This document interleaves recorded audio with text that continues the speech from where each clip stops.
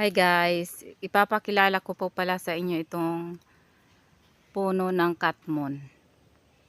Guys, sino pong nakakakilala sa inyo nitong puno ng katmon? Ayan o.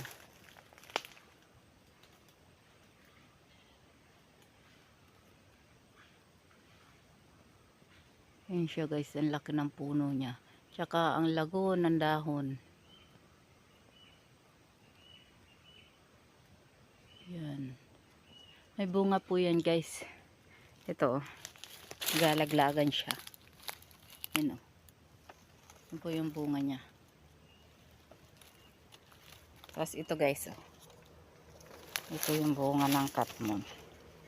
Yan. Pag binuksan po natin siya,